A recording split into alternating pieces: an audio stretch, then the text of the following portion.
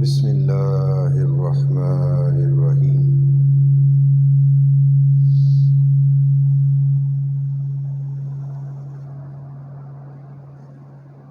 الصلاۃ والسلام علیک یا سیدی یا رسول اللہ وعلی آلک واصحابک یا سیدی یا حبیب اللہ۔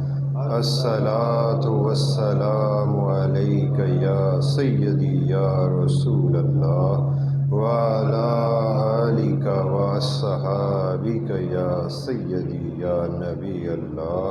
الصلاۃ والسلام علیک یا سیدی یا رسول اللہ وعلی آلک واصحابک یا رحمۃ للعالمین صلی اللہ علیہ وسلم۔ تمام تعریفیں، سب طرح کی تعریفیں اللہ ہی کے لیے، تمام تعریفیں، سب طرح کی تعریفیں رب کائنات ہی کے لیے، جس نے آدم علیہ السلام سے مخلوق کو پیدا فرمایا۔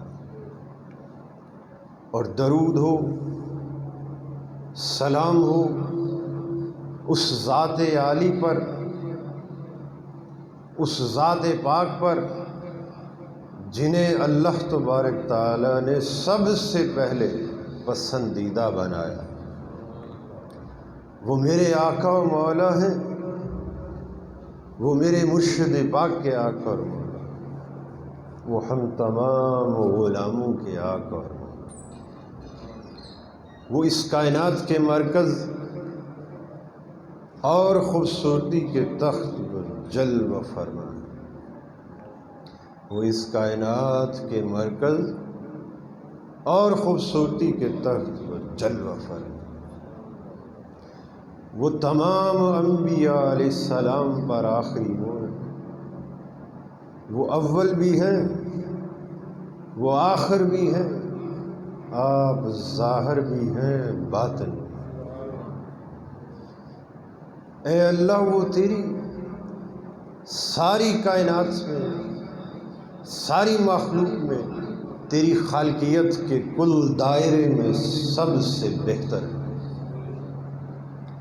اے اللہ، ان پر ہمیشہ ہمیشہ درود و سلام ہو۔ اے اللہ، ان پر ہمیشہ ہمیشہ درود و سلام ہو۔ اللہ تبارک تعالیٰ کا بڑا کرم ہے، بڑا فضل ہے، بلکہ اس کا احسان عظیم ہے ہمارے وجود لطیف پر، ہمارے قلب و باطن پر، کہ اس نے ہمیں نبی اکرم صلی اللہ علیہ وآلہ وسلم کے صدقے سے، آپ کے گھرانے کی خیرات سے، اپنے مقبولوں کی بارگاہ میں اپنے ذکر کے واسطے جمع ہونے کی توفیق بخشی۔ اللہ تعالیٰ اس توفیق کو استقامت و دوام عطا فرمائے، اور جب تک ہماری زندگی باقی ہے، جتنے بھی لمحات، جتنے بھی دن رات ہماری زندگی کے اندر باقی ہیں، اللہ تعالیٰ ہر لمحے اپنی یاد کرے، تاکہ جب اس دنیا سے جائیں تو ہمارا شمار اللہ کے ذاکر بندوں میں ہو۔ اور جس طرح اس دنیاوی زندگی کے اندر، اس فانی حیات کے اندر اللہ تعالیٰ کو یاد کیا کرتے ہیں، ایک دن یعنی جمعہ کے دن اکٹھے ہو کر اپنے مرشد کریم کے ساتھ مل کر یاد کرتے ہیں، اسی طرح برزخ میں بھی اور روز محشر بھی اپنے مرشد پاک کے ساتھ اور مست و بے خود ہوں، ان لوگوں کی فہرست میں ہمارا شمار کر دیا جائے جن کے بارے میں رب کائنات نے ارشاد فرمایا اس روز تمام آوازیں بند ہو جائیں گی، یعنی قیامت کے دن، اس دن کی ہولناکی کی وجہ سے، خوف کی وجہ سے، ہیبت کی وجہ سے ساری آوازیں پست ہو جائیں گی، قوت گویائی چھین لی جائے گی، کوئی چوں بھی کر نہیں سکتا ہوگا، ایسا خوف کا نفسا نفسی کا عالم ہوگا۔ مگر فرمایا اس روز بھی تو ایسے خوف کے عالم کے اندر بھی سنے گا، کیا سنے گا؟ ذرا سی آہٹ سے۔ پروردگار وہ آہٹ کیا ہے؟ فرمایا میرے ذاکر بندے اس روز بھی اسی طرز و طریق پر جیسے دنیا میں مجھے پکارا کرتے تھے، وہ اس روز بھی میری یاد کے اندر مست و بے خود ہو گئے۔ تو اللہ تعالی ہمارا شمار ان صالحین کے سنگت و رفاقت میں کر دے جن کے اوپر اللہ تعالیٰ نے فرمایا نہ کچھ خوف ہوگا، نہ وہ غمگین ہوں گے، نہ ان پر خوف کی کوئی کیفیت طاری ہوگی، نہ غم کی کوئی فکر لاحق ہوگی۔ فرمایا وہ ہر طرح کے خوف سے، غم سے بری۔ اس سے بڑھ کر اور کیا دلیل ہو سکتی ہے خوف سے، غم سے بری ہونے کی، کہ روز محشر ہو، نفسا نفسی کا عالم ہو، ہر بندہ خوف کے اندر مارا مارا پھرتا، حساب دیتا ہو، اور وہ لوگ مست و بے خود اسے یاد کرتے ہیں۔ اس سے بڑھ کر بولیے اس بات کی دلیل کیا ہو سکتی ہے کہ اس روز بھی ان پر نہ کچھ خوف ہوگا، نہ وہ غمگین ہوں گے۔ حدیث پاک کے اندر ہے کہ ان کے اوپر قیامت کا دن گویا ایسے جیسے نماز عصر ہے، نماز عصر پڑھ کے سلام پھیرے کتنا وقت لگتا ہے؟ بس اتنا وقت ان کی طبیعت و حال پر گزرے گا تو وہ دیکھیں گے ایک طبقہ جہنم میں جا رہا ہے، ایک طبقہ جنت میں جا رہا ہے۔ وہ سوال کریں گے باری تعالیٰ تیرے حساب و کتاب کا دن بس مکمل ہوا؟ جواب آئے گا مکمل۔ ایسی ان کے اوپر شفقت فرمائی جائے گی۔ تو اللہ تبارک تعالیٰ کا بڑا آسان ہے ہم پر، یہ ہماری خوش بختی ہے، ہماری خوش نصیبی ہے کہ وہ مہینہ جو اللہ تعالیٰ کا اپنا مہینہ ہے،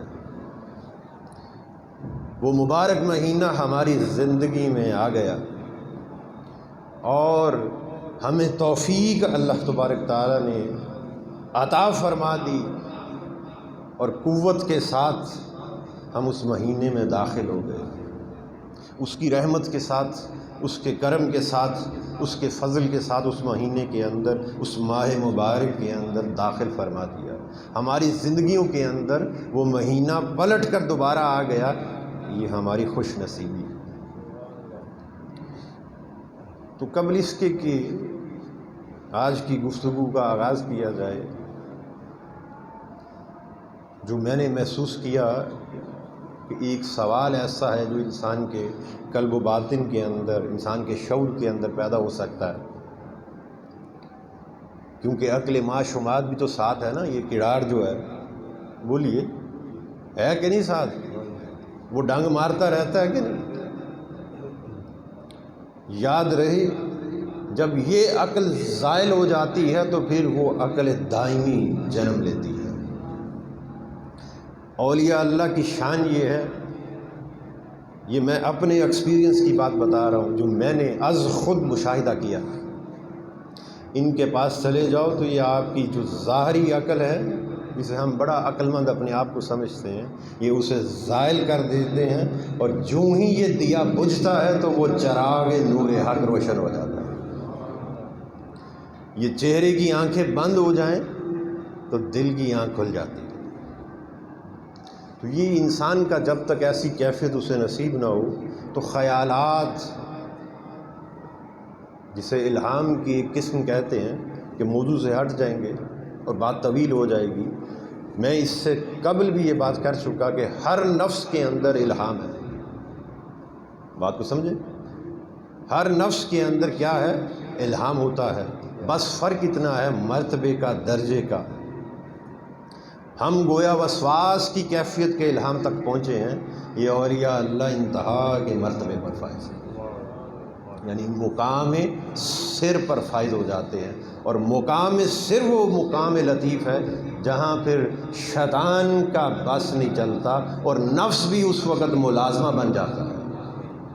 بات کو سمجھ رہے ہیں؟ نفس بھی ملازمہ بن جاتا ہے۔ کس کا ملازمہ؟ یہ جو ملازمہ اس سے کہہ کر پکارا گیا، لقب دیا گیا، وہ ملازم کس کا بن جاتا ہے؟ وہ انسان کے دل کا ملازم بن جاتا ہے۔ دل جو کہتا ہے بس نفس پھر اس کے ساتھ کھڑا ہوتا ہے، اور دل کے اوپر حکومت روح کی ہوتی ہے، امر ربی یعنی نور کی، اور بندہ مقام سر پر فائز ہوتا ہے۔ تو بس اس مقام پر جو الہام انسان کو نصیب ہوتا ہے وہ فقط اللہ ہی کی طرف سے ہوتا ہے۔ تو چونکہ ہم پستی کے اندر ہیں، کمزور ہیں، ناقص ہیں، اور وسواس کی کیفیت کے اندر ہمارے قلب و باطن پر طاری ہے، تو ہمارے خیالات جو ہیں وہ نفسانی بھی ہوتے ہیں، داخلی اور خارجی دونوں عوامل اس کے اندر شامل ہوتے ہیں۔ تو اس بات کی طرف پلٹتے ہیں تو ایک خیال پیدا ہو جاتا ہے۔ جب یہاں پر آئے تو یہاں پر ایک منقبت جو ناصر نے پڑھی، اس کے اندر ایک شعر ایسا تھا، کچھ الفاظ ایسے تھے کہ اللہ کے ولی جو ہیں وہ تقدیر کے چلے ہوئے تیروں کو بھی واپس کر دیتے ہیں۔ اب جب یہ بات ہم سنتے ہیں بارہا، تو انسان کا ایمان ڈگمگا جاتا ہے۔ بولیے، ڈگمگا جاتا ہے؟ علم ہے نا، جہاں فقط علم ہو بس پھر وہ بندہ مارا جاتا ہے۔ اب اس بات کی دلیل کیا ہے؟ شیطان معلم تھا، بولیے، بڑا عالم تھا نا، تو پھر خالی علم تھا، ادب نہیں تھا۔ جب علم ہو ادب اس کے ساتھ نہ ہو تو پھر کیا کہتے ہیں، مردود ہو جاتا ہے انسان۔ فقط علم تھا تو پھر مردود ہوا کہ نہیں، بدبخت ہوا کہ نہیں؟ اور ملائکہ کے پاس علم بھی تھا، ادب بھی تھا۔ بات کو سمجھے؟ تو اسی لیے جب فقط علم ہو تو انسان مارا جاتا ہے۔ اور ان اولیاء کی جو وہ جسے روٹی ہم کہتے ہیں، وہ روٹی بنتی ہی اس آٹے سے ہے جس کے اندر نمک کے برابر علم ہو، بقیہ سارا ادب ہو۔ یہ اولیاء کرام کیا کرتے ہیں، یہ میں ایک روحانی ایک تصوف کے باب کی بڑی لطیف بات کر رہا ہوں۔ جب آٹا گوندتے ہیں تو نمک کے برابر اس میں علم شامل کرتے ہیں، بقیہ سارا کا سارا کیا ہوتا ہے، ادب ہوتا ہے۔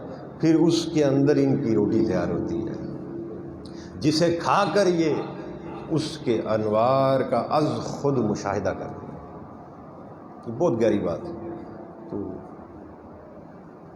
علم کے باعث انسان اگر فقط علم ہو تو گمراہ ہو جاتا ہے، اور یہ خیال انسان کے من کے اندر پیدا ہوتا ہے کہ یہ کیسے، تقدیر تو اللہ تعالیٰ نے مقدر کر دی ہے، اٹل ہے، بولیے، وہ تو بدل نہیں سکتی، ایسا ہی ہے نا۔ تو یہ اولیاء کرام کے ساتھ اس صفت کو اور اس مرتبے کو منسوب کرنا کیسا ہے کہ وہ چلے ہوئے تیروں کو بھی، بولیے، واپس کر دیتے۔ وقت نہیں ہے، میرا خیال ہے کہ یہاں عاشقان قلب سلیم موجود ہیں، ان کے لیے ایک چھوٹی سی دلیل ہی کافی ہے۔ کچھ زیادہ مجھے گہرائی کے اندر جانے کی ضرورت نہیں پڑے گی۔ نبی اکرم صلی اللہ علیہ وآلہ وسلم نے ارشاد فرمایا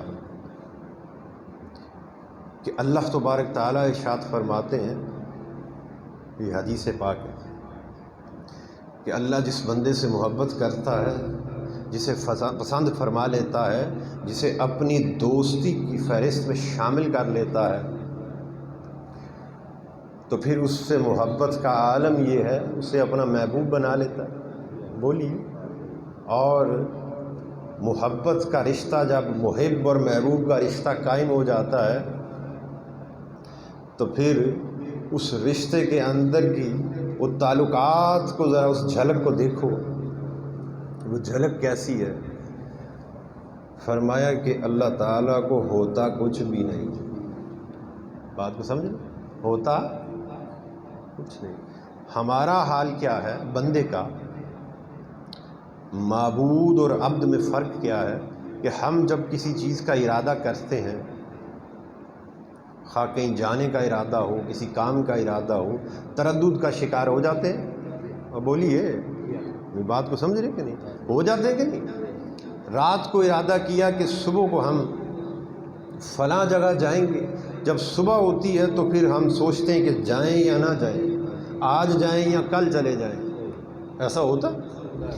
پھر اکثر اوقات ہمارے جو ارادے ہیں اس میں تردد پیدا ہو جاتا ہے. ہم سوچتے ہیں کہ یہ کام ارادہ تو چونکہ کیا تھا، مگر اب حالات کچھ ایسے ہیں کہ اسے ابھی کیا جائے یا مؤخر کر دیا جائے. یہ ایسی کیفیت بندے پر آتی ہے کہ نہیں؟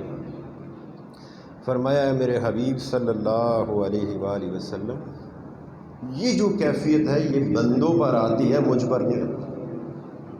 مجھ پر نہیں آتی. میں ہر شے سے پاک، منزہ اور لطیف. مگر ایک وقت ایسا ہے جب یہ کیفیت مجھ پر بھی آ جاتی ہے. بہت بڑی بات.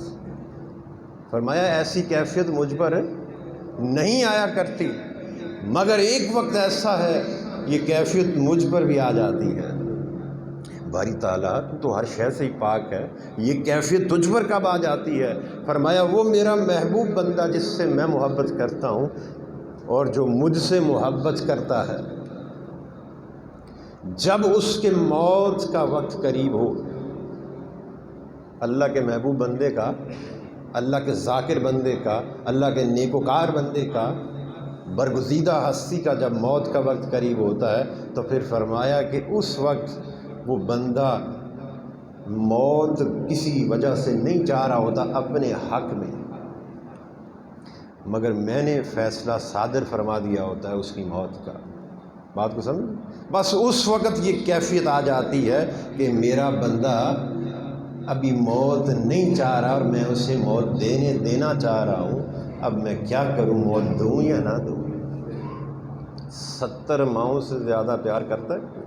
اور بولو موت کا وقت آ گیا ہے، میں اسے موت دینا چاہتا ہوں، اس کی روح قبض کرنا چاہتا ہوں، مگر وہ بندہ ابھی میرے پاس آنا بولو نہیں چاہ رہا کسی وجہ سے، دنیاوی کسی معاملات کی وجہ سے. فرمایا بس اس وقت یہ کیفیت آ جاتی ہے کہ ہائے میرا وہ بندہ جس سے میں محبت کرتا ہوں وہ ابھی نہیں چاہتا اور میں اس کی روح قبض کرنا چاہ رہا ہوں. پھر قبض کراں یا نہ کراں؟ اس سے بڑی دلیل اور بولو کوئی ہو سکتی؟ موت تو آنی ہے نا. تو فرمایا میرے محبوب بندوں کو جب موت کا وقت بھی آتا ہے تو وہ بھی میں سوچتا ہوں دوں یا نہ دوں. تو ولی کامل، یہ تو موت تو بڑی ایک انتہا کی بات ہے. یہ جو تقدیر کا بدلنا اور پلٹ جانا تو بڑی چھوٹی سی بات ہے. کو بات سمجھ میں آئی؟ تو فرمایا کہ اللہ تعالیٰ کے ولی کے دل کے اندر رب بستا ہے. حدیث پاک کے اندر ہے میں ان کے ہاتھ بن جاتا ہوں. اور بولو میں جس سے وہ پکڑتے ہیں، میں ان کی نگاہ بن جاتا ہوں جس سے وہ دیکھتے ہیں، میں ان کے کان بن جاتا ہوں جس سے وہ سنتے ہیں. پھر فرمایا میں اس بندہ خاص کا دل بن جاتا ہوں جس دل سے، اس الفاظ پر ذرا غور کریں، میں اس بندہ خاص کا کیا کرتا ہوں؟ دل بن جاتا ہوں جس دل سے وہ ارادہ فرماتا ہے. اب جس دل سے ولی کامل نے ارادہ کرنا ہے، بولو بھی وہ دل تو رب ہے نا. اور جو دل رب بن جائے اور اللہ کا مقام قیام بن جائے، اس دل سے جو ارادہ صادر ہوتا ہے وہ کیوں نہ. اب کو تقدیر کی بات سمجھ میں آئی؟ حدیث پاک کے اندر ہے تقدیر بدلتی نہیں مگر صدقے اور دعا سے بدل جاتی. کہ دعا ولی کامل کی ہو، دعا ایسی ہستی کی ہو جس کے دل میں رب بستا ہو. بات کو سمجھے؟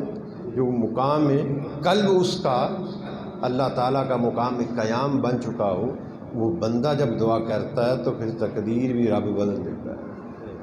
وہ لوح محفوظ پر لکھنے والا ہی نہیں، وہ لوح محفوظ کا مالک ہے.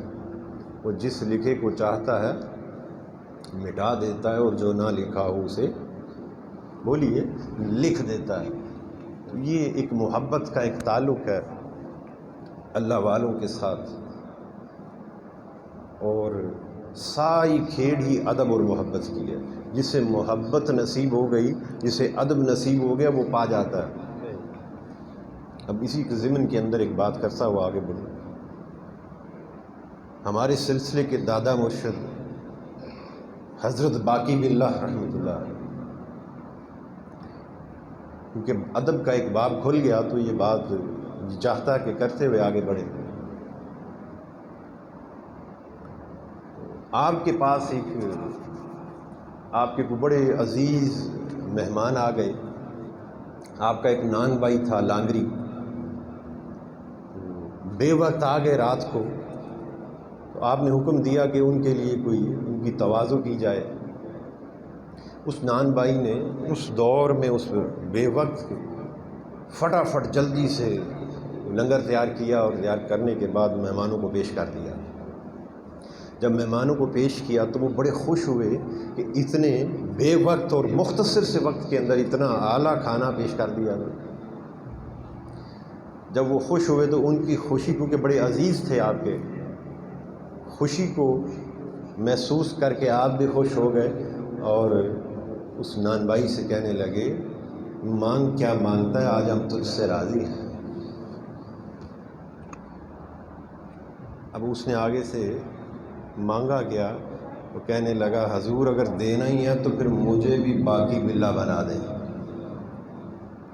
اب چونکہ وعدہ جو کر لیا تھا، بولیے وعدہ جو کر لیا، مانگ کی مانگنا ہے، جب مانگ لیا تو توجہ اتحادی آپ نے اس پر فرمائی، غش کھا کر گر گیا۔ وہ بتاتے ہیں کہ جب ہوش میں آیا تو پتہ نہیں چلتا تھا کہ باقی باللہ کون ہے اور نان بھائی کون ہے۔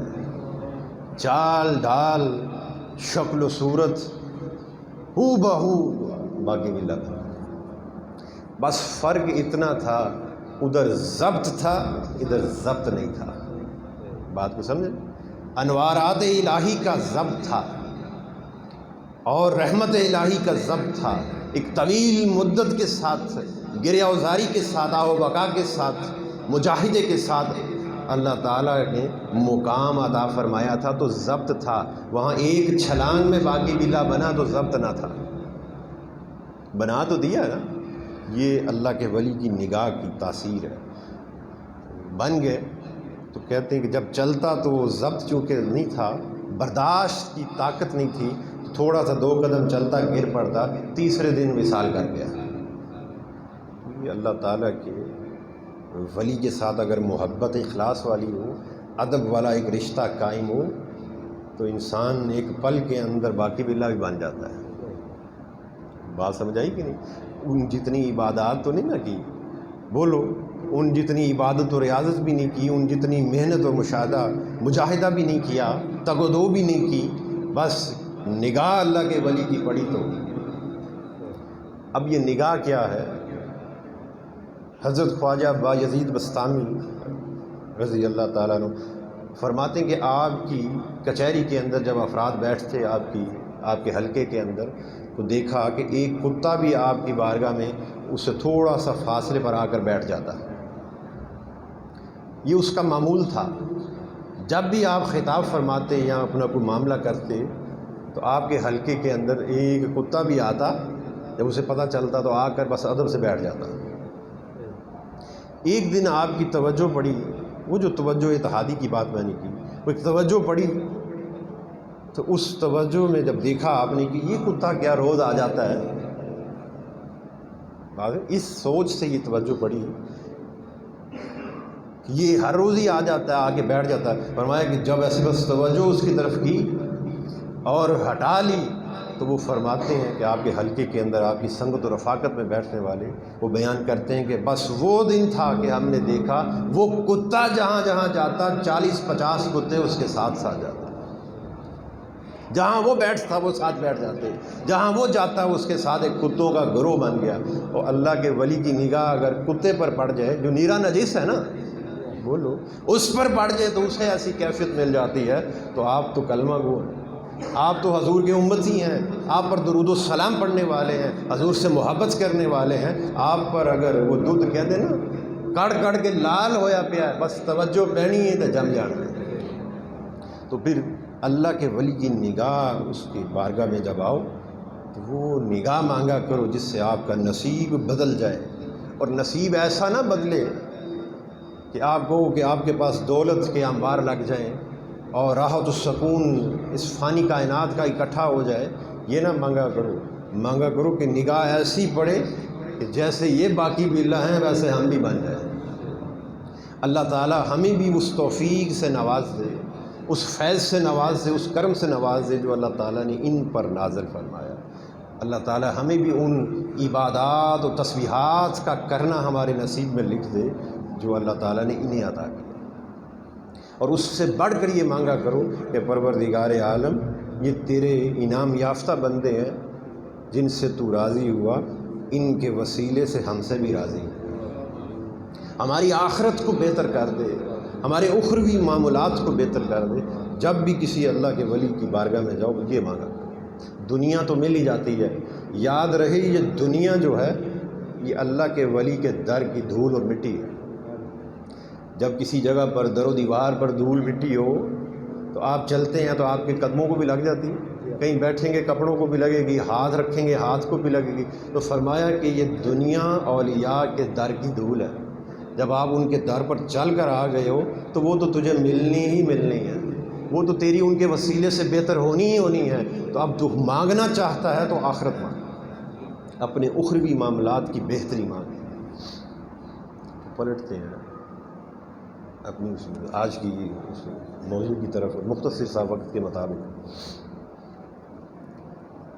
سیدنا ابو ہریرہ رضی اللہ تعالیٰ عنہ سے مروی ہے، آپ نے روایت فرمایا کہ نبی اکرم صلی اللہ علیہ وآلہ وسلم نے ارشاد فرمایا روزہ ڈھال ہے۔ کیا ارشاد فرمایا؟ روزہ ڈھال ہے۔ کس شے سے ڈھال ہے؟ ان گناہوں سے، وہ جو بڑے گناہ جو انسان کو جہنم کی طرف، دوزخ کی طرف لے جانے کا باعث بنتے ہیں، فرمایا روزہ ان بڑے گناہوں سے ڈھال ہے۔ روزہ کیا کرتا ہے؟ انسان کو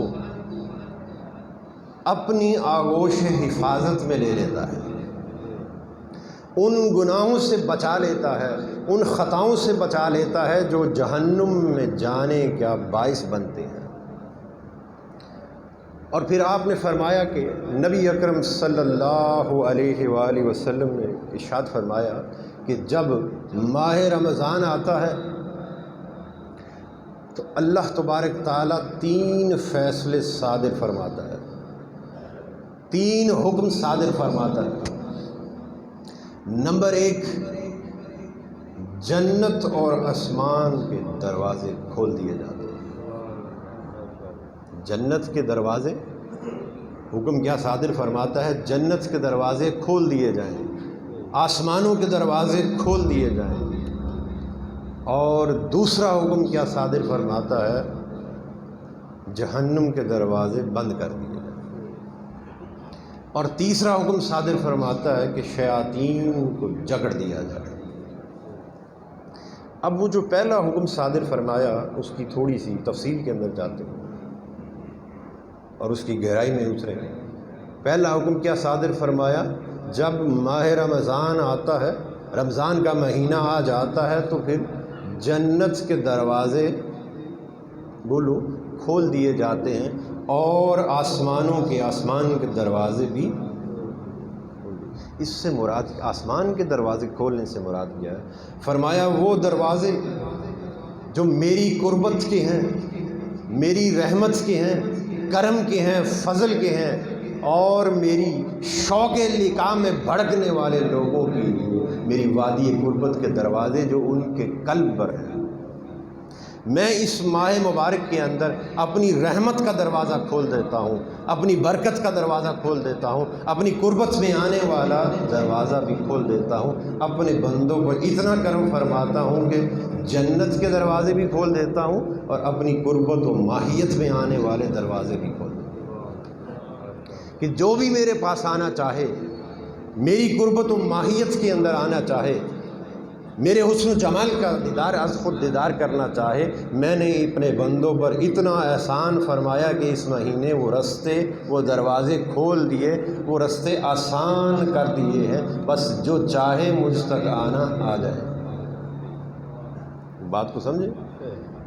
وہ رستے جو اللہ تعالیٰ کی قربت میں جانے کے ہیں وہ اللہ تعالیٰ آسان فرما دیتا ہے اپنے بندوں پر، اور جہنم کے دروازے بند ہو جاتے ہیں تو بس وہ جو ڈھال، ایک ماحول ایسا عطا فرمایا کہ وہ جو گناہ، بڑے گناہ ہیں جو انسان کو جہنم کے اندر لے جانے کا باعث بنتے ہیں، اس سے روزہ بچا لیتا ہے اور ادھر دروازے بند کر دیے۔ بات کو سمجھے؟ کوئی راز سمجھ آ رہا ہے؟ ادھر ایسا ماحول دے دیا کہ انسان سے وہ گناہ سرزد نہ ہو، اور ادھر دروازہ بھی بند کر دیا کہ بس اب کوئی جہنم میں نہیں جائے گا۔ تو اگر ایسے ماحول کے اندر بھی ہم اللہ تعالیٰ کی قربت کو نہ پہنچیں، اس کی رضا کو نہ پا سکیں، اس کی لقاء کو نہ پا سکیں اور جنتی نہ بن سکیں، تو پھر نصیب ہے ہمارا۔ اس ماہ مبارک کے اندر رب کائنات نے اسے سادہ سا اگر اس کا ترجمہ کیا جائے سمجھنے کے واسطے، تو اللہ تعالیٰ نے اس ماہ مبارک میں جنتی بننا بے حد آسان کر دیا ہے۔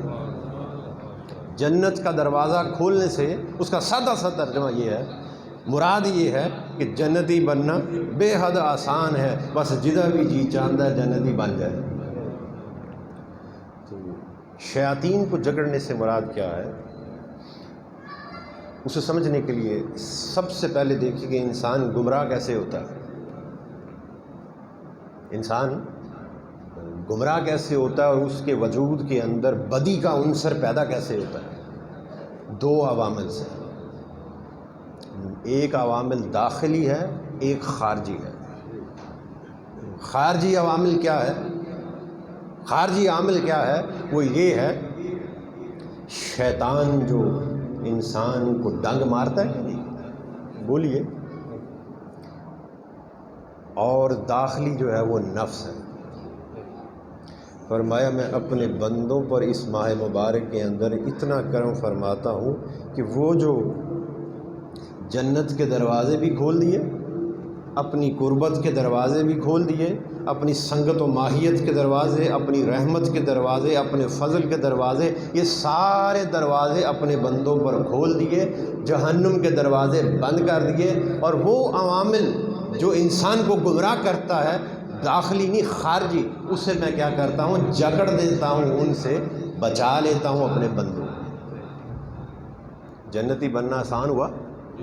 بولو، جنت کا دروازہ بھی کھول دیا، اپنی رحمت و قربت کا دروازہ بھی کھول دیا، جہنم کا دروازہ بھی بند کر دیا، اور شیاطین کو جکڑ دیا کہ انسان کو گمراہ نہ کر سکے۔ بس بچ گیا کیا؟ وہ داخلی عامل، ان دو عوامل میں سے داخلی یعنی آپ کا نفس وہ بچا۔ اب اس نفس کی اصلاح کے لیے ماحول ایسا عطا کر دیا۔ کیسا ماحول؟ صبح کو فاقہ کرتے ہیں، بولیے، یہ نفس کی اصلاح کا ماحول ہے۔ صبح کو فاقہ کرتے ہیں، رات کو قیام، بولیے قیام کرتے ہیں، تراویح پڑھتے ہیں کہ نہیں؟ ماحول ایسا عطا کیا کہ صبح کو روزہ رکھتے ہیں، کھانے پینے سے ہاتھ اور نفسانی خواہشات سے ہاتھ کو روک لیتے ہیں، فقط اس کی رضا اور اس کی خوشنودی کی خاطر۔ یہ ماحول بن گیا۔ رات کو قیام میں آ جاتے ہیں، قیام اللیل ہمیں عطا کر دیا، اس کا ذکر سنتے ہیں، اس کی حمد و ثنا سنتے ہیں قیام۔ یہ ماحول انسان کے نفس کی اصلاح کرتا ہے اور نفس کو پاکیزگی کی سمت بڑھاتا ہے۔ اللہ تبارک تعالیٰ نے ارشاد فرمایا، جو شخص خدا کے پاس پاکیزہ نفس لے کر آیا۔ کسی مقام پر نمازوں کے انبار کی بات نہیں، اعمال صالحہ کے انبار کی بات نہیں ہے، بس فقط ہے تو جو شخص خدا کے پاس پاک دل لے کر آیا اور جو شخص خدا کے پاس پاکیزہ نفس لے کر آیا۔ یہ مہینہ ایسا ہے کہ انسان کا نفس پاک ہو جاتا ہے، ایسا ماحول ہمیں عطا فرما دیا، ہم پر شفقت فرماتے ہوئے ایسا کرم و فضل کا سلسلہ ہم پر فرما دیا کہ ہم صبح کو روزہ رکھتے ہیں، رات کو قیام کرتے ہیں، اس کی حمد و ثنا کرتے ہیں، اس کا ذکر کرتے ہیں، اس کا ذکر سنتے ہیں، تو پھر کیا ہے، ہمارا نفس پاک ہو جاتا ہے۔ نفس کو جو خراب کرتا ہے خارجی عوامل اسے جکڑ دیا ہے کہ میرے بندوں کو تکلیف نہ آئے، جہنم کے دروازوں کو بند کر دیا ہے اور جنت کے دروازوں کو کھول دیا ہے، اور وہ جو اندر ایک شیطان بیٹھا ہے نفس ہمارا، اس کی اصلاح کے لیے ماحول ایسا عطا کر دیا ہے کہ جب 29-30 روزے بیت جائیں تو بندہ عید والے دن ایسا ہوتا ہے کہ نفس پاکیزہ، بات کو سمجھیں، جو اس کی خشنودی کی خاطر، خالصتاً اس کی رضا کی خاطر یہ مہینہ اس کی بندگی کے اندر، پرہیزگاری کے اندر، اس کی اتباع و فرما برداری کے اندر گزارتا ہے، وہ عید والے دن پاکیزہ نفس والا ہو جاتا ہے۔ تو 11 مہینے جو ہم غفلت کے اندر رہتے ہیں، یہ ایک مہینہ ہمیں ایسا عطا فرما دیا کہ فرمایا اس مہینے مجھے یاد کر لو، میری حمد و ثنا کر لو، تو پھر وہ بقیہ 11 مہینے بھی پاک ہو جاتے ہیں۔ یعنی جنتی بننا بے حد آسان۔ اب یہ آخری بات جو کہ وقت ہو گیا، بقیہ اللہ پاک نے چاہا تو اس کی توفیق سے اگلے جمعہ پاک پر یہ مہینہ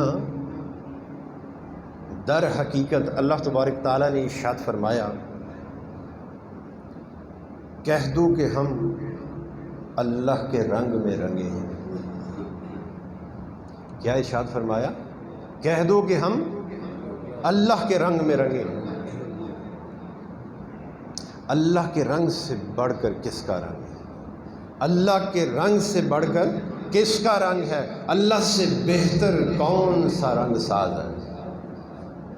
گویا کہہ دو کہ ہم اللہ کے رنگ میں رنگے ہیں۔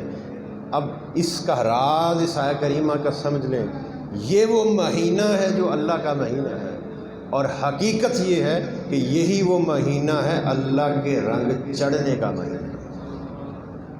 وہ جو فرما دیا کہ کہہ دو کہ ہم اسی کے رنگ میں رنگے ہیں، اس کے رنگ سے بڑھ کر کس کا رنگ ہے؟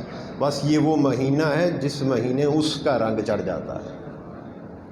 اب اس کا رنگ کیا ہے؟ یہ جو فرمایا کہ اللہ کے رنگ میں رنگے ہیں، یہ اس کا رنگ کیا ہے؟ یہ اس کا رنگ اس کی صفات ہے۔ کیا ہے؟ اس کی صفات، یعنی اس کے رنگ سے مراد ہے اللہ کی صفات۔ اب جب یہ بات سمجھ میں آ گئی تو وہ اس آیہ کریمہ کو دہرائیں تو وہ یوں بنتا ہے، کہہ دو کہ ہم اللہ کی صفات میں رنگے ہیں۔ یہ بنا نا۔ اور یہ مہینہ اللہ کی صفات میں رنگنے کا مہینہ کیسے ہے؟ انسان کے قلب کے اندر، قلب کی زمین پر طرح طرح کے رنگ ہوئے کوئی شخص نفسانی خواہشات کا پجاری ہے، کوئی شخص مال و دولت کا پجاری ہے، کوئی شخص راحت و سکون دنیا کا، ہوائے نفس کی آندیاں چلتی ہیں، اس پر رنگ چڑھے ہوئے ہیں۔ وہ جس قسم کا بھی رنگ بندے کے دل پر چڑھ جاتا ہے وہ اسی شے کا پجاری بن جاتا ہے۔ بڑی خاص بات کر رہے ہیں، بظاہر ہم کلمہ گو ہیں، ایسا ہی ہے نا، مگر ہم مشرکوں سے بھی بدتر ہیں۔ جب اپنے ظاہر کو دیکھتے ہیں تو مسلمان نظر آتا ہے، کلمہ گو نظر آتا ہے، اور جب اپنے من کے اندر چھاتی مارتے ہیں تو مشرکوں سے بھی بدتر نظر آتا ہے۔ کعبۃ اللہ کے اندر فتح مکہ سے پہلے 360 بت تھے، اسی طرح تو یہ جو قلب ہے آپ کا، یہ استعارہ ہے مقام کعبہ۔ جب یہ استعارہ کعبے کا بن جائے گا تو پھر اس کے اندر بھی تو 360 بت ہیں نا۔ کوئی شخص مال و دولت کا من کے اندر بت بنا کر بیٹھا ہے، اس کی پوجا کرتا ہے، بظاہر کلمہ بھی پڑھتا ہے، نماز بھی پڑھتا ہے، روزہ بھی رکھتا ہے، اعمال صالحہ بھی کرتا ہے، سارے کام ظاہر سے کرتا ہے، مگر من میں اس رب کا غیر بسا کر بیٹھا ہے، اس کی پرستش کرتا ہے۔ مشرک سے بدتر ہوا؟ بولو، من کے اندر بت کون سا ہے؟ کسی کے من کے اندر اس نفسانی خواہشات کا بت ہے، اس کا پجاری ہے اور اسے تلاش کرتا ہے۔ کسی کے پاس عہدہ و منصب کا بت ہے، کسی کے پاس عہدہ و منصب کی چاہ ہے، کسی کے پاس مال و دولت کی چاہ ہے۔ یہ زکوٰۃ کیا چیز ہے؟ ایک مال و دولت سے نکل آیا، یہ زکوٰۃ کیا ہے اور اس کا مقصد کیا ہے؟ کبھی سوچا آپ نے؟ اسلام کے اندر اللہ تعالیٰ کو یہ جو آپ مال جمع کرتے ہیں یہ پسند ہی نہیں ہے، در حقیقت جمع کرنا پسند ہی نہیں۔ جو بندہ کماتا ہے اور کمانے کے بعد کھا لیتا ہے، اپنے بال بچوں کے، بیوی بچوں کے لیے ان پر خرچ کر دیتا ہے، خود پر خرچ کر دیتا ہے، تو پھر فرمایا اس پر زکوٰۃ نہیں ہے۔ وہ جو آپ مال جمع کرتے ہیں اسی پر زکوٰۃ لگائی۔ بات کو سمجھ؟ جیسے اگر کسی شخص نے بھینسیں رکھی ہیں، بھیڑ بکریاں رکھی ہیں اور اس کا دودھ وہ اپنے گھر میں استعمال کرتا ہے تو زکوٰۃ نہیں ہے۔ اگر وہ اس کا دودھ بیچتا ہے، تجارت کے زمرے میں آ جاتا ہے، اس سے جو وہ نفع کماتا ہے اس نفع پر زکوٰۃ آ گئی۔ زکوٰۃ کا ذرا اطلاق دیکھیں نا آپ، تو آپ کو ساری بات سمجھ میں آ جائے گی کہ رب چاہتا کیا ہے۔ رب چاہتا ہے میرے بندے پیسے کے پجاری نہ بنے، مال کا پجاری نہ بنے، لینے والے نہ بنے، انہیں دینا بھی آتا ہو۔ یہ پریکٹس کروانے کے لیے ہمیں زکوٰۃ ہم پر فرض کی کہ تم صرف لینے والا اور جمع کرنے والا نہ بنو، تیری طبیعت میں ایسی کیفیت بھی پیدا ہو کہ تو دینا بھی جانے، اپنے جمع پونجی میں سے میری راہ میں خرچ کرنا بھی جانے، اس لیے لاگو کر دی۔ اسی طرح اگر آپ نے کوئی چیز ایسی خرید لی، کوئی پلاٹ خرید لیا جس کا مقصد ایسا تھا کہ آپ چاہتے ہیں اس پر اپنا گھر بنائیں گے یا اپنے بچوں کے لیے کوئی معاملہ کریں گے، اس پر زکوٰۃ نہیں ہے۔ گھر بنا کے بیٹھ جانا نا، بولیے، یا اسے بیچ کر بچوں کی شادی کر دینی ہے، استعمال میں آ گیا نا۔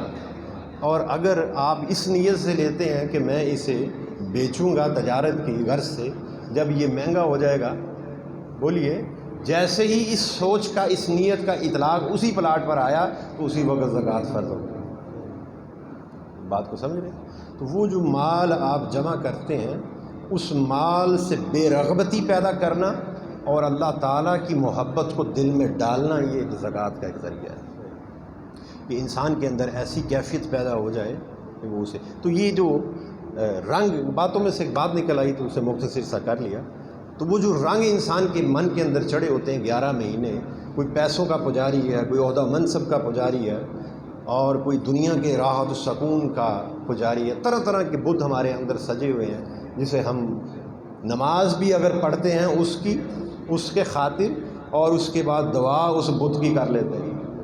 ایسا ہی ہے نا، اے اللہ ہمیں یہ چیز عطا کر دے، اے اللہ ہمیں ایسا گھر عطا کر دے، ایسی سواری عطا کر دے، ایسا کاروبار عطا کر دے، ہمیں یہ عطا کر، ہمیں وہ عطا کر۔ بولو، یہ لمبی ایک فہرست نماز کے بعد ہوتی ہے کہ نہیں؟ تو اللہ والے تو وہ ہیں جو اس کی رضا میں خوش رہتے ہیں۔ وہ یہ اکثر بات میں کرتا ہوں کہ ہمارے دادا مرشد رحمۃ اللہ علیہ دعا میں فقط سورۃ فاتحہ پڑھتے ہیں، اول درود، آخر درود اور بیچ میں فقط سورۃ فاتحہ، بس اس کے سوا کوئی دعا کرتے ہی نہیں۔ تو ایسے لوگوں کے بارے میں رب کائنات نے ارشاد فرمایا، حدیث پاک ہے، اے میرے حبیب صلی اللہ علیہ وآلہ وسلم، جو بندے میری محبت میں اس قدر بڑک چکے ہیں، میری شوق لقاء میں اس حد تک بڑک چکے ہیں کہ وہ مجھ سے سوال کرنا ہی بھول گئے، وہ مجھ سے مانگتے ہی کچھ نہیں ہے، وہ مانگتے ہیں تو فقط میرا دیدار مانگتے ہیں، میری رضا مانگتے ہیں، میری لقاء مانگتے ہیں، میری سنگت میں آنا چاہتے ہیں، اور اس کے سوا وہ مجھ سے کچھ مانگتے ہی نہیں، جن پر ایسا حال میری شوق لقاء نے میرے محبوب طاری کر دیا ہے صلی اللہ علیہ وسلم، تو پھر میں ایسوں کو وہ کچھ عطا کرتا ہوں کہ سوال کرنے والے بھی پیچھے رہ جاتے ہیں۔ بات سمجھ میں آئی؟ جو میری بارگاہ میں ایسے ہو چکے ہیں، صبح شام مجھے پکارتے ہیں، مگر ان کی پکار کسی لالچ پر مبنی نہیں، وہ تو بس میرے مکھڑے کے طلبگار ہیں۔ یہ قرآن پاک کیا ہے؟ وہ تو فقط میرے مکھڑے کے طلبگار ہیں، بس ایسوں کو پھر میں وہ کچھ دے دیتا ہوں کہ وہ مانگنے والے، وہ فرشت ایک لمبی لے کر جو میری بارگاہ میں کھڑے ہیں، وہ سارے کے سارے پیچھے رہ جاتے ہیں۔ وہ پیچھے کیسے رہ جاتے ہیں؟ میں تمام طاقتوں کا مالک ہوں. اللہ کی ذات تمام طاقتوں کی مالک ہے، تمام خزانے اسی کے ہیں کہ نہیں. فرمایا اگر کوئی سائل آتا ہے وہ مجھ سے جو کچھ مانگتا ہے میں اسے اس خزانوں میں سے دے دیتا ہوں، وہ لے کر چلا جاتا ہے. مگر ایک سائل ایسا آتا ہے، ایک فقیر ایسا آتا ہے کہ وہ صبح سے شام تک بس آ کر سامنے بیٹھ جاتا ہے، مانگتا کچھ نہیں، بس مجھے تکتا رہتا ہے. بولیے، ایک دن بیت جائے، دوسرا دن بیت جائے، تیسرا دن، ایک وقت تو ایسا آئے گا کہ نہیں کہ آپ پوچھیں گے بھی یہ بندہ کیا چاہتا ہے، مانگتا بھی کچھ نہیں، بس صبح سے شام تک بیٹھا رہتا ہے، دیکھتا رہتا ہے. اس سے پوچھو تو صحیح بھی یہ کیا چاہتا ہے. بولیے ایسا ہوگا کہ نہیں؟ آپ کے پاس اگر کوئی ایسا بندہ آ جائے تو آپ اس سے سوال کریں گے کہ نہیں؟ تو فرمایا کہ جب اس سے پوچھا جاتا ہے بھی بندے تو چاہتا کیا ہے، مانگ میں تجھے عطا کروں، تو وہ عرض کرتا ہے باری تعالیٰ میں تجھ سے تجھ کو مانگتا ہوں. اللہ اکبر، یا رسول اللہ، یا رسول اللہ.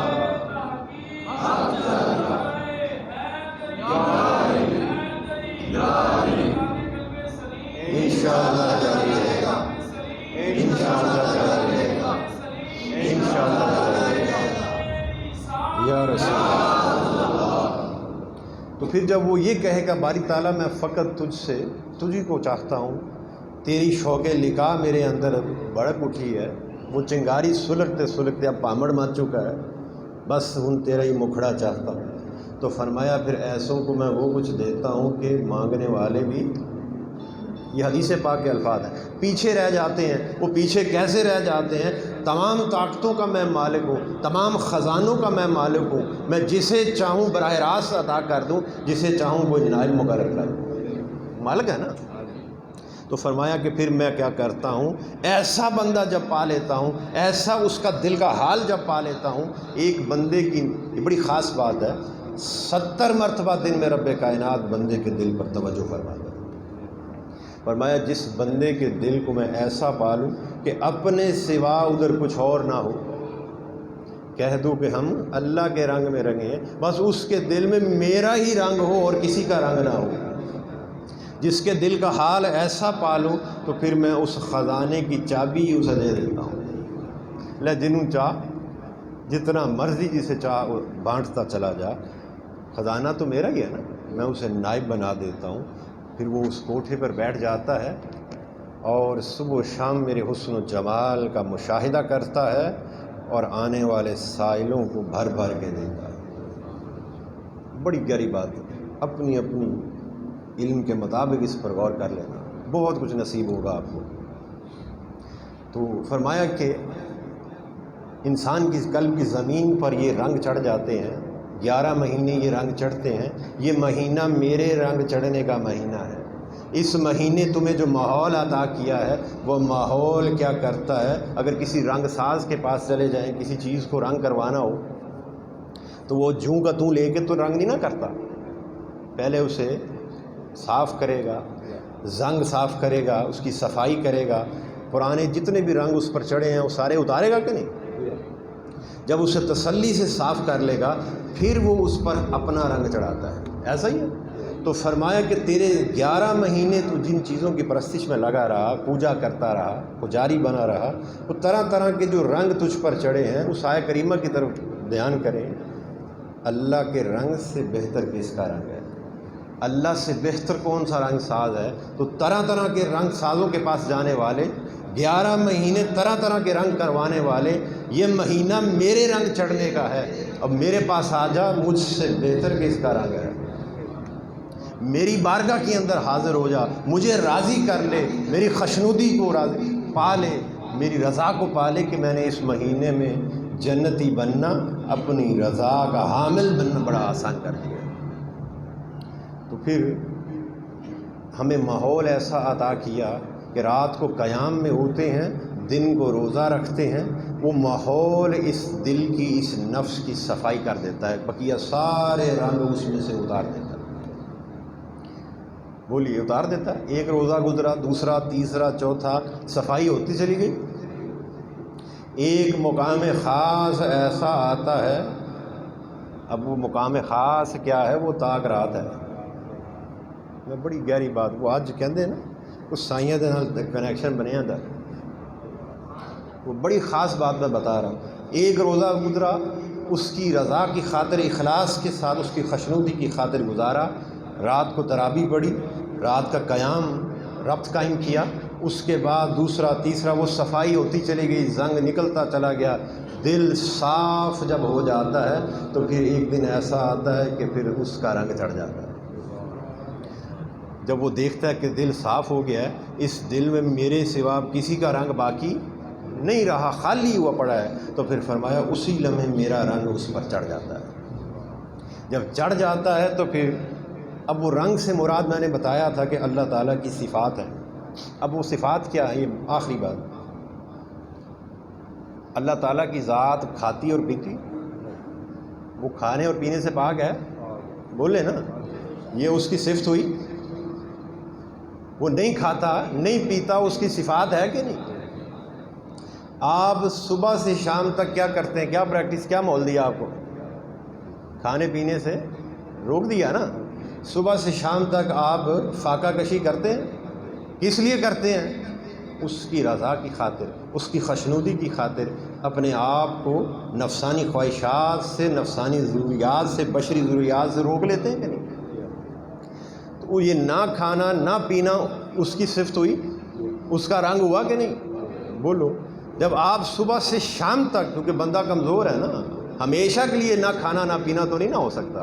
صبح سے شام تک جب میرا بندہ میری رضا کی خاطر کھانے پینے سے ہاتھ روک لیتا ہے اور نفسانی خواہشات سے ہاتھ روک لیتا ہے، تو پھر وہ جو میری صفت ہے کہ میں کھاتا بھی نہیں پیتا بھی نہیں، میں اپنی اس صفت کا رنگ اس کے دل پر چڑھا دیتا ہوں.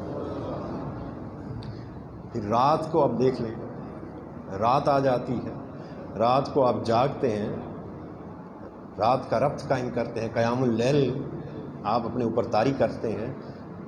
وہ نہ سوتا ہے نہ اسے اونگ آتی ہے. اب بولو، یہ اس کی شان ہے، اس کی صفت ہے. فرمایا جب تو مختصر سے وقت میں جاگتا ہے، قیام کرتا ہے، میری حمد و ثنا کرتا ہے، میرا ذکر کرتا ہے، تو میں پھر کیا کرتا ہوں؟ اپنے سونے محبوب کے صدقے سے میں نہ کبھی سوتا ہوں نہ مجھے نیند آتی ہے، میں اس صفت کا رنگ بھی تجھ پر چڑھا دیتا ہوں. پھر بندے کی رات بھی برابر ہو جاتی ہے، دن بھی برابر ہو جاتا ہے. پھر فرمایا کہ ایسے خاص بندوں کے لیے دن نہیں رہتا، رات انہیں ہوش رہتی ہے تو فقط اللہ ہی کی رہتی ہے. جیسے میرے مرشد پاک رحمۃ اللہ علیہ آپ اکثر فرمایا کرتے تھے کہ اللہ کے ولی کی ہر رات لیلۃ القدر ہوتی ہے. یاد ہے؟ فرمایا کرتے. تو ایسا جب رنگ چڑھ جاتا ہے بندے کے دل پر، تو پھر اسے کسی اور کام کے اندر سکون نہیں ملتا، اسے ایک تڑپ لگی رہتی ہے. وہ سکون ملتا ہے تو مصلی پر ملتا ہے، سکون ملتا ہے تو اللہ کی یاد میں ملتا ہے، سکون ملتا ہے تو بس اسی کی بارگاہ کے اندر کھڑے ہو کر. وہ اسے کسی کام میں سکون نہیں ملتا، وہ سکون ملتا ہے، سن لو جان لو کہ اللہ ہی کی یاد سے دل آرام پاتے ہیں. جن کے دلوں پر میرا رنگ چڑھ جاتا ہے، جن کے دل میرے رنگ سے مزین ہو جاتے ہیں، تو پھر کیا ہے؟ انہیں سکون بھی بس پھر مجھ ہی سے ملتا ہے، میرے ذکر سے ملتا ہے. نبی اکرم صلی اللہ علیہ وآلہ وسلم نے ارشاد فرمایا کہ جب اس شب اسرا کی بات ہے کہ جب میں معراج پر گیا تو میں نے وہاں ایک بندے کو دیکھا جو اللہ تعالیٰ کے عرش کے نور میں ڈھکا ہوا تھا. کیا فرمایا؟ میں نے ایک بندے کو دیکھا معراج پر جسے اللہ تعالیٰ کے عرش کے نور نے ڈھانپا ہوا تھا، اپنی آغوش میں لیا ہوا تھا. میں نے جبرائیل امین سے پوچھا، اے جبرائیل، کیا یہ کوئی فرشتہ ہے؟ اب یہاں پر ایک نقطہ، بڑا لطیف نقطہ ہے جہاں سے ہم گمراہ ہو جاتے ہیں. میں حضور سے بہتر کون جانتا ہے؟ بولو. جب اسی رات کی بات ہے اور اسی شب اسرا کی بات ہے کہ ایک مقام پر جب جبرائیل امین جدا ہونے لگے کہ یا رسول اللہ صلی اللہ علیہ وآلہ وسلم، اس سے آگے اب میری رسائی نہیں، آقا آپ خود ہی جائیں. تو 2 قدم آپ تھوڑا سا چلے تو عرض کی یا رسول اللہ صلی اللہ علیہ وسلم آپ ٹھہر گئے؟ ہاں جبرائیل آقا چلے جائیں گے؟ آپ نے فرمایا جبرائیل چلا جاؤ۔ پھر آپ تھوڑا سا آگے تشریف لے کے گئے تو پھر آواز دی یا رسول اللہ، پھر آپ ٹھہر گئے، آقا چلے جائیں گے؟ فرمایا کہہ جو دیا چلا جاؤ۔ تیسری دفعہ جب کیا تو آپ واپس آ گئے اور فرمانے لگے جبرائیل بات کیا ہے بتا۔ عرض کرنے لگے یا رسول اللہ صلی اللہ علیہ وسلم جس مقام پر میں آپ سے جدا ہو رہا ہوں اس مقام تک آتے ہوئے پتہ نہیں کتنے ہزار سال مجھے ہو گئے ہیں اور میں یہاں تک کے رستوں سے ابھی تک صحیح طرح واقف نہیں ہوا، مجھے ڈر ہے کہ آپ اس سے آگے چلے جائیں گے، راستہ تو نہیں بھول جائیں گے۔ اب میں مختصر سی دلیل اللہ کے کلام سے بھی دے رہا ہوں اس بات کی کہ فرمایا کہ وہ نبی جو نہ کبھی بھولے ہیں نہ بھٹکے ہیں، رب نے فرمایا کہ نہیں، اس مقام پر اس کا ورود ہوتا ہے۔ تو فرمایا آپ فرمانے لگے ہے جبرائیل میں کیسے بھول سکتا ہوں، یہ سارا کچھ جب بن رہا تھا میری نگاہ کے سامنے تو بنا۔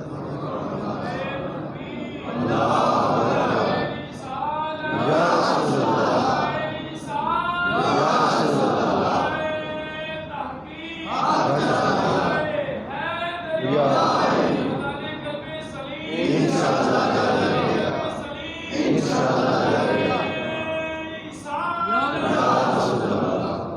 تو میرے سامنے تو سارا کچھ بنا۔ تو یہ بات بتانے کا مقصود فقط یہ تھا کہ حضور سے بہتر کون جانتا ہے۔ یہ تو ایک طرز طریق تھا، ایک مکالمہ تھا، ایک مخاطبہ تھا، اسے قائم کرنا تھا۔ تو پوچھا، میں نے پوچھا کہ کیا یہ کوئی فرشتہ ہے؟ عرض کی یا رسول اللہ صلی اللہ علیہ وسلم کوئی فرشتہ نہیں۔ میں نے پوچھا کہ کوئی بلند مرتبے والا نبی و رسول ہے جنہوں نے تاج ہی حضور دے صدقے ملے ہوئے تو آپ پہچان دے نہ ہوں گے؟ بات سمجھ آ رہی کہ نہیں؟ یہ تو بس ایک حسن تھا اس مکالمے کا، مخاطبے کا۔ کہا نہیں یا رسول اللہ یہ کوئی نبی بھی نہیں۔ پوچھا یہ کون ہے؟ فرمایا، عرض کی یا رسول اللہ صلی اللہ علیہ وآلہ وسلم آقا یہ آپ کی امت کا وہ شخص ہے جس کی ہر لمحہ اللہ کے ذکر سے زبان تر رہتی تھی، صبح و شام اللہ کو پکارتا تھا، اللہ کے ذکر میں رہتا تھا، اسی کے ذکر سے سکون پاتا تھا اور اسی سکون میں مست و بے خود رہتا تھا۔ بس آج اسے اللہ تعالیٰ نے ایسا مقام عطا فرمایا، اپنے عرش کے نور کی آغوش میں لے لیا۔ اس سے بڑا اللہ کے ذکر سے بڑی حدیث پاک میں جہنم سے بچانے کی کوئی شے نہیں۔ اللہ کے ذکر سے بڑھ کر کوئی شے ایسی نہیں جو آپ کو جہنم سے بچا دے۔ اس مہینے کے اندر اللہ تعالیٰ کے ذکر کے حلقے قائم کرو، صبح شام اس کو یاد کرو، صبح شام اس کو پکارو، اور جب یہ مہینہ گزر جائے تو پھر بقیہ 11 مہینے بھی اسی طرز و طریق پر گزارو۔ اللہ پاک سے دعا کرو، اے اللہ حضور علیہ الصلوۃ والسلام کے نالین پاک کی خاک پاک کا صدقہ ہمارے تمام صغیرہ و کبیرہ گناہ معاف فرما دے، ہماری تمام خطاؤں کو درگزر فرما دے۔ اے اللہ ہمیں قبر کے عذاب سے، محشر کے عذاب، صراط اور میزان اور قبر کی ہولناکی سے بچا لے، موت کی سختی سے بچا لے۔ اے اللہ ہمارا خاتمہ ایمان پر فرما۔ اے اللہ حضور علیہ الصلوۃ والسلام کے نالین پاک کی خاک پاک کا صدقہ ہمیں ان صالحین جیسی عبادات و تسبیحات کرنے کی توفیق عطا فرما، ان صالحین جیسی پاک پاکیزہ زندگی عطا فرما، ہمیں قلب سلیم عطا فرما۔ اے اللہ ہمیں حضور علیہ الصلوۃ والسلام کے نالین پاک کی خاک پاک کا صدقہ اس مبارک مہینے کے اندر بے انتہا رحمتیں برکتیں سمیٹنے کی توفیق عطا فرما۔ اے اللہ حضور علیہ الصلوۃ والسلام کے نالین پاک کی خاک پاک کا صدقہ میرے مرشد پاک حضرت خواجہ میاں محمد قلب سلیم رحمۃ اللہ علیہ آپ کو دائماً اپنی رحمت کی جھولی، آپ پر دائماً اپنی رحمت کا صاحبان تنا رکھنا، آپ کو ہمیشہ حضور علیہ الصلوۃ والسلام کی آغوش غلامی قربت خاص میں کالی کملی کے سائے تلے رکھنا۔ صلی اللہ علی حبیب سیدنا محمد وآلہ وسلم۔